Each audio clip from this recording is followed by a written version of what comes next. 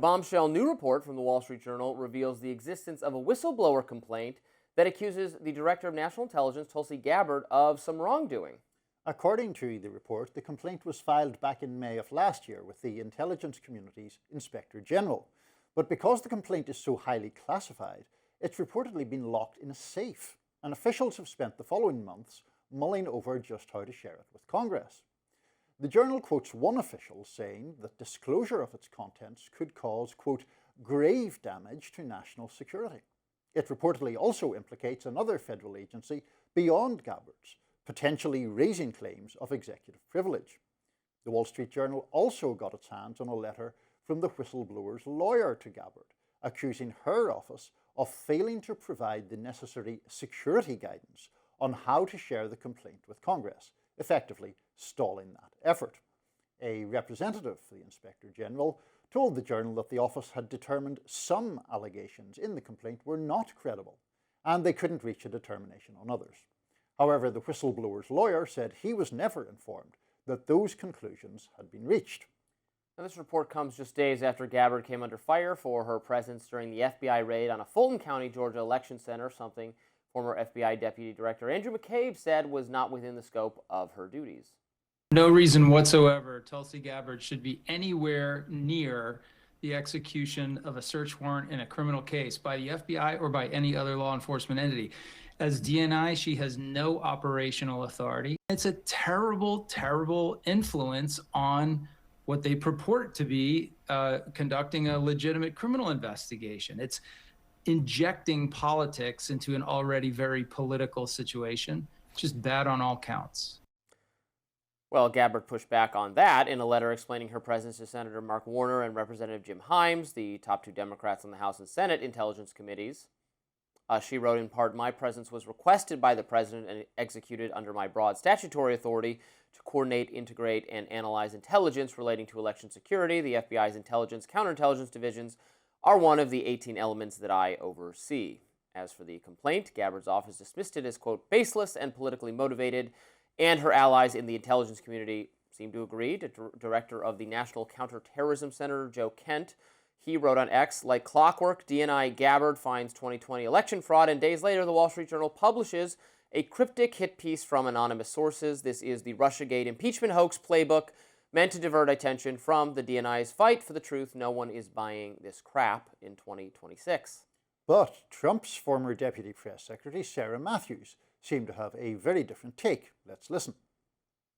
Trump was elected on draining the swamp, and them trying to bury this whistleblower complaint against Tulsi Gabbard is the complete opposite of that. They love to claim that they're the most transparent administration in history. White House Press Secretary Caroline Leavitt always loves to use that word, transparency. Well, where is the transparency? Because we're not seeing it when it comes to this whistleblower complaint. We're not really seeing it with the Epstein files. MAGA should be upset because he told them that he would drain the swamp, and I think this is some of the swampiest behavior we've seen yet from this administration. Well, I don't know. How am I supposed to evaluate a complaint that is so sensitive and implicates national security to such a degree it has been locked in a vault and you need a magic password to ever see it and we can't share it with Congress? But trust us, it's really, really bad for Tulsi, really embarrassing, but you can't see it. Okay? What am I supposed to say? You go and crack the combination, Robbie. You got to go into the vaults and figure out how you open it. Exactly, yes, it's whatever. Look, I mean, obviously it's difficult to talk about a matter that is so intensely secretive. Mm-hmm. We really don't know what we are even discussing here. It's very bad. It's in a safe somewhere. It has also been apparently evaluated by Inspector General as not credible as it pertains to Tulsi Gabbard, but there's some other body that could be implicated in some way. What I do find interesting, I mean, it's inevitably something that you get into the weeds on here, but the lawyer for the whistleblower is arguing that it has been stalled because they haven't provided any reasonable method by which this can even be discussed. So it's just locked in limbo, the whistleblower lawyers say, at the sort of administration's behest. Difficult one to talk about because we don't know specifically what we are talking about. A whistleblower could be, yes, it could be someone with a legitimate grievance against Tulsi Gabbard and what her administration or what the DNI is doing.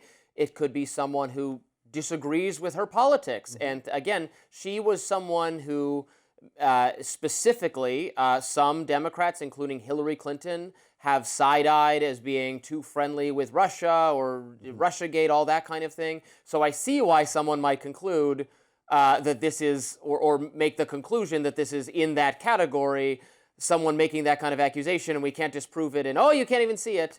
I don't know. Now, Tulsi Gabbard, and as for the election stuff, I don't know whether it sounds like it would be unusual for her to be there, but she could be there if she wants to be. It's norm-shattering, oh no, I don't know. Well, I mean, I see that as part of an element of the Trump administration's propensity for performative stuff, generally speaking. I mean, much similar to Kristi Noem going around various places in her many role-playing kind of efforts to generate as much publicity as possible. I would be very hard-pressed to imagine there was a substantive reason why Tulsi Gabbard had to be present at that raid on the Fulton County election hub.